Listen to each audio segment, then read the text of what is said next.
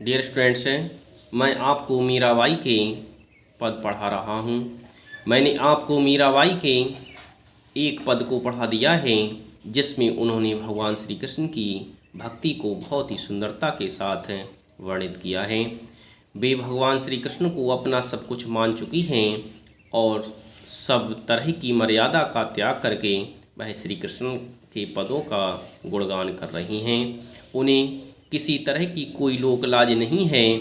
उन्होंने संतों का पूरी तरह से साथ कर लिया है। मीराबाई कहती हैं कि पग घुंघरू बांध मीरा नाची, मैं तो मेरे नारायण सु आपै हो गई साची। लोग कहें मीरा भई बावरी, न्यात कहें कुल नासी। विष का प्याला राड़ा भेजिया, पीवत मीरा हासी। मीरा के प्रभु गिरधर नागर, सहज मिले अविनाशी। अविनाशी उसे कहते हैं जिसका कभी भी नाश नहीं होता, जिसका विनाश ना हो, जो अमर है उसे अविनाशी कहते हैं। विनाशी का अर्थ होता विनाश करने वाला, नष्ट होने वाला। आ का अर्थ होता नहीं, अर्थात नष्ट ना होने वाला। और जो नष्ट नहीं होता है, जो अमर है, वह है ईश्वर भगवान श्री कृष्ण। मीराबाई कहती हैं कि पग घुंघरू बांध मीरा नाची। पग माने पैरों में घुंघरू बांध करके मीराबाई भगवान श्री कृष्ण के पदों का गुणगान करते हुए नाच रही हैं। हे प्रभु, तुम्हारी यह दासी अपने पैरों में घुंघरू बांध करके आपके प्रेम में नाच उठी है। मीराबाई कहती हैं कि हे प्रभु, मैं आपके प्रेम में दीवानी हूँ और आपके प्रेम में वशीभूत होकर के अपने पैरों में घुंघरू बांध करके नाच रही हूँ। अब सारी दुनिया इस प्रेम के लिए खुले दृश्य से देख ले। अब समस्त दुनिया यह जान जाए कि मैं भगवान श्री कृष्ण की भक्तिन हूँ। मैं तो मेरे नारायण सु आपै हो गई साची। मीराबाई कहती हैं कि मेरे तो पूरी तरह से नारायण हैं। मैं तो मेरे नारायण सु, मेरे पूरी तरह से नारायण हैं, ईश्वर हैं, श्री कृष्ण हैं। आपै हो गई साची, मैं आपै माने अपने आप ही उनकी साची माने सच्ची दासी हो गई। मैं श्री कृष्ण की अपने आप ही सच्ची दासी हुई हूँ। इसमें मेरे साथ किसी ने कोई भी दबाव नहीं किया। मैं भगवान श्री कृष्ण की भक्तिन अपने आप ही हुई हूँ। मैं भगवान श्री कृष्ण के प्रेम में अपने आप ही समाहित हुई हूँ। मेरे अंदर भगवान श्री कृष्ण की भक्ति अपने आप ही जागृत हुई है। यह सब देख करके लोग कहें मीरा भई बावरी। बावरी कहते हैं पागल के लिए। कोई तो कहता है कि मीरा पूरी तरह से पागल हो चुकी है। इस संसार के लोग मीराबाई को पागल बताते हैं। इस तरह से मीराबाई कहती हैं कि लोग मुझे पागल हो गई बताते हैं। मेरे इस खुले कृष्ण प्रेम पर मेरी सास ने मुझे कलंकनी भी कहा है। न्यात कहे कुल नासी।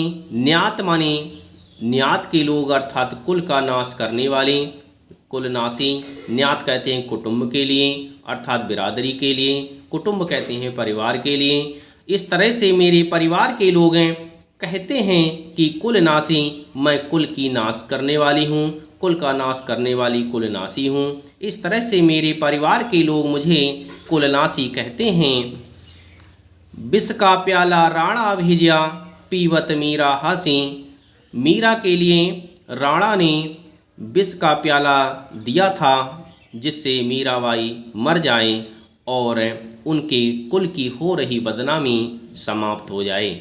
परंतु मीराबाई भगवान श्री कृष्ण की पूरी तरह से भक्त थीं। इसलिए मीराबाई ने जब विष का प्याला पिया तो वह उनके लिए अमृत की तरह बन गया। पीवत मीरा हासी। मीरा ने उस विष के प्याले के लिए हंस करके पिया था। उन्होंने उस विष के लिए पी लिया, परंतु विष का प्रभाव भगवान श्री कृष्ण की कृपा से उन पर कुछ भी नहीं हुआ। इस तरह से इस संसार के लोगों ने मीराबाई को मारने के लिए बहुत अधिक प्रयत्न किए थे, क्योंकि उन्हें लग रहा था कि उनके वंश का नाश हो रहा है, उनके कुल की बदनामी हो रही है। इसीलिए उन्होंने मीराबाई को मारने का प्रयास किया, परंतु भगवान श्री कृष्ण की कृपा से मीराबाई का कुछ भी नहीं हो सका। मीरा के प्रभु गिरधर नागर सहज मिले अविनाशी। मीराबाई कहते हैं कि मेरे तो गिरधर श्री कृष्ण हैं, मेरे तो प्रभु श्री कृष्ण हैं, मुझे सहज ही उस अविनाशी प्रभु के दर्शन प्राप्त हो सके हैं। मीराबाई कहती हैं कि मेरे तो प्रभु गिरधर हैं, उनके अतिरिक्त इस संसार में कोई मेरा नहीं है। सहज मिली अविनाशी, सहजता से मुझे उन अविनाशी की प्राप्ति हुई है। अविनाशी कहते हैं जिसका कोई भी विनाश ना हो, अर्थात ऐसे प्रभु की मुझे सहजता से ही प्राप्ति हुई है। इस तरह से मीराबाई भगवान श्री कृष्ण के प्रति अपनी अटूट निष्ठा के लिए व्यक्त कर रही हैं। इस पद में मीरा पर ढाए गए अत्याचारों का भी संकेत मिलता है।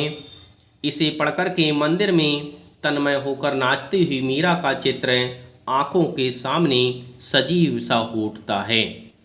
इसमें अनुप्रास अलंकार की छटा दिखाई देती है, इसमें अनुप्रास अलंकार भी दिखाई देता है। संगीत, लय और माधुरी की दृष्टि से यह पद बहुत ही सुंदर हो गया है।